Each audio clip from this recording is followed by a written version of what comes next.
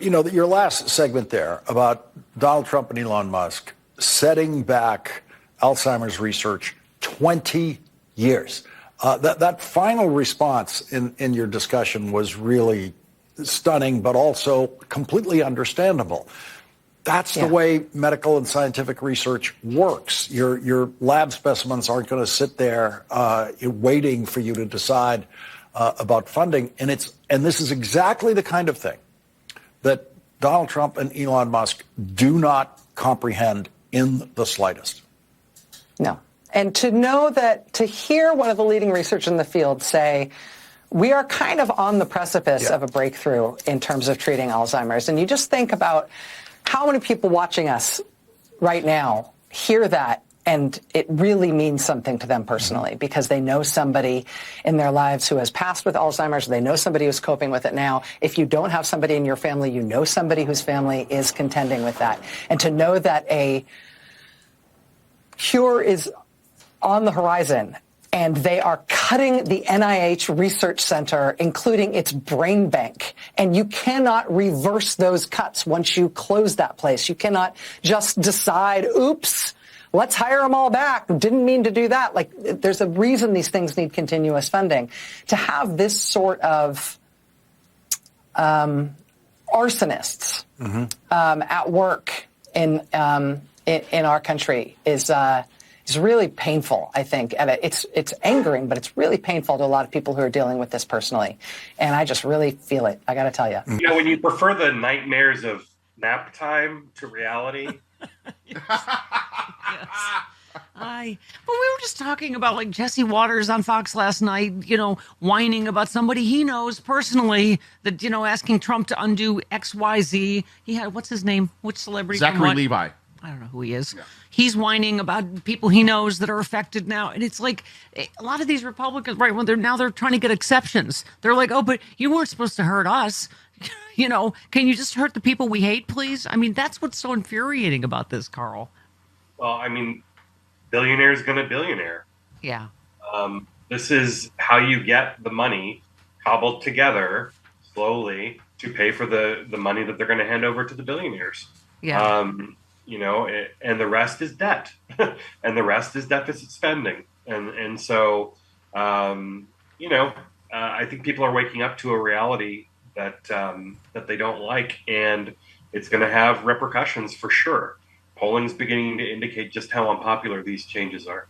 Yeah, well, that's what's so infuriating is none of this is popular, including Musk. They just did polling on how unpopular Musk and Zuckerberg are, who helped install him and are sitting there in the front row of the inauguration. And none of this is popular, right? I mean, we just played Tammy Baldwin. Last night, the president said, I'm not touching Medicare, Medicaid, Social Security, VA. I'm not touching them. By morning, he endorsed the House resolution, which paves the way for massive cuts to Medicaid. Well, they keep trying to figure out, like, oh, how can we only, hurt the blue states and not the red states? But they're not going to be able to do that, are they? All these people that didn't think they meant them are going to be hurt. I mean, look, even in Alaska, you've got their Republican congressman having a town hall the other day where, a large percentage of workers in Alaska are federal employees. And they're going to him saying, why aren't you stopping this? And he says he can do nothing about it. Right. Or that he didn't know it was going to come, or that he didn't know it was happening. And so... Right, Don Bacon was like, oh, not my farmers. Can't you do something? It's like, no, y'all voted for and or enabled this. You campaigned for this. Yeah. And by the way, none of this had to happen because it's only about 6% of the budget. Yeah. None of this had to happen. Carl, somebody said it, I think, on TV the other day, but it's really true. It's like, the difference is like, we believed him. Everything he said, they didn't. Still, after all these years, they're like, oh, he's just talking. That's just Trump. He's not going to do that, right? And we're like... People hear what they want to hear. Yeah. I think reality is catching up with people, and they don't like what they see. And so join us. Like, you've got elections coming up. A lot of people have special elections coming up. Get ready. We got a year and a half, and we've got the midterm elections. And only a Democratic Congress can bring accountability to the administration. Yeah. I mean, unfortunately, Carl, a lot more people given everything that's happened with, the Dogebags and Musk since then, have concerns about the 2024 election and therefore the midterms. I mean, Malcolm Nance yesterday said, I guess you can't rule it out. That I don't know. Well, we can only send Bella in to flip one of the Doge boys. That Bella's our personal honeypot. That's the only way. But but at the same time, Carl, I want to be careful. I said this yesterday. I want to be careful because that's part of it is depressing our turnout, is making people feel like, oh, it's all rigged and your vote's not going to matter. So just stay home. So it's such a fine line. It's such a balance. But, the fact is there were 67 bomb threats connected to Russia in Democratic polling places. Obviously, there's speculation about USB drives and whatever Musk might have done, and Trump coming right out and saying, "Oh, he knows those vote counting machines," and and again, don't know whether he's admitting to another crime in public or he's just owning the libs, right? Look, the only way that we're going to turn the clock back here is in the courts and at the ballot box. So people can't be discouraged. That's exactly what people want, right? Is for people to turn out and vote. Right. Thus far, we're not seeing that's the case. Look at the special elections that have happened in this country since last November. Yeah. And Democrats have performed very, very well. So that is at least heartening. Yeah, it sure is. I mean, but here we are with the media again. I loved a couple of these tweets, Carl. EM said, why TF don't American journalists fact check him to his face in real time? That's your job. Start doing it. I mean, the most agree. Just Ukraine. We just went through those lies. The Social Security lie. The most outrageous lies. Don Winslow, our friend, said it's stunning to me every newscast is not starting their shows with the Trump administration has fired individuals involved in the care and security of our nuclear weapons, aviation security, bird flu, and infectious disease response. This is all in less than a month. There was another plane crash yesterday in Arizona. This is not normal, Carl. I mean, that's the thing. In the fact, like, how long can they blame an administration that had 0 crashes on their watch to one that's had 8 in less than a month? How long can they do it? As long as we will allow them to do it. I have a feeling there will be a special exhibit in the Trump Presidential Library where they do this. And so, the only way that we're going to stop it, again, is by putting people in Congress who will stand up and use their authority in Congress to hold the administration accountable. Yeah. But that requires, in part, on us having the majority. So, I think we need to continue to surface the things that are happening.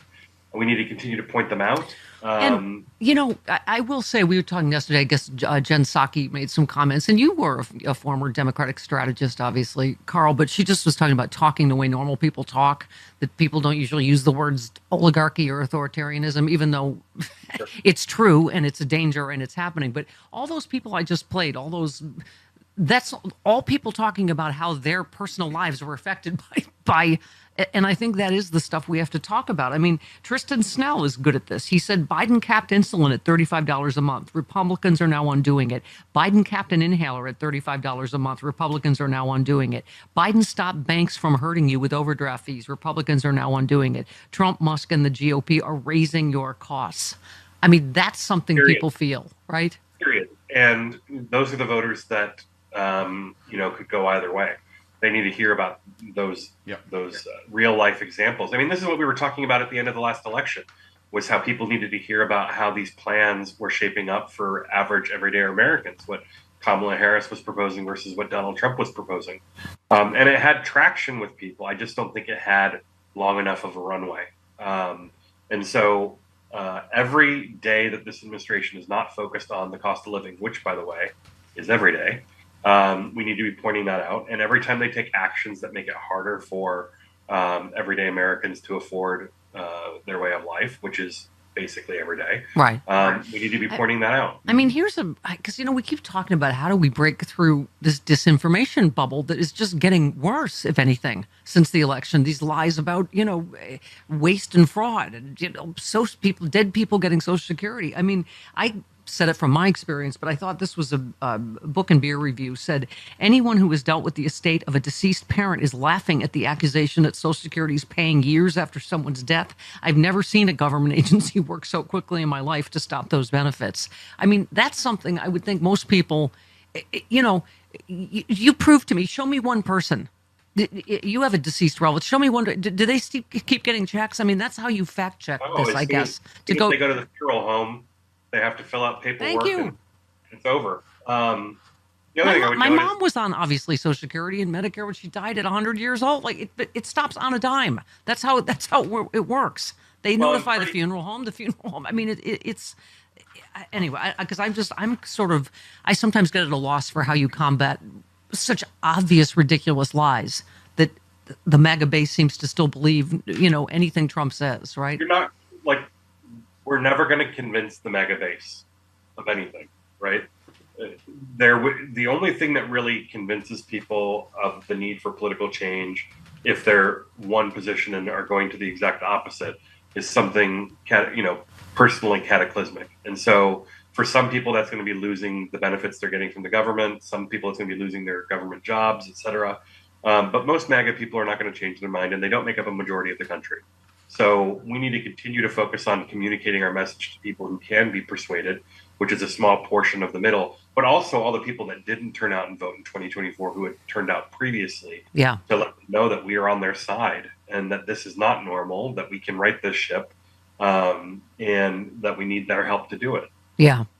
Oh, hey there, it's Stephanie Miller. If you're like me and you love sharp political insight, pointy, you like it pointy and sharp, bold opinions, and a touch of humor to make sense of these crazy times, have I got some fantastic news for you. The Political Voices Network is now on Substack. This is your new go-to for the best in independent media. We're talking about my show streaming daily with episodes on demand, the fearless of journalism of Brian Karem, the brilliant side-splitting satire of John Fugelsang, the unrelenting working class advocacy of Rick Smith, and so much more. Here's the best part. Subscribing is so easy. You can join for free or go to the extra mile. Support these incredible independent voices by signing up for a full subscription starting at just $8. You'll get access to exclusive content, behind-the-scenes insights, and a chance to directly fuel fearless, unfiltered media. So what are you waiting for? Head on over to politicalvoicesnetwork.com. Hit that subscribe button and become part of the movement keeping truth alive in an era of corporate media overload.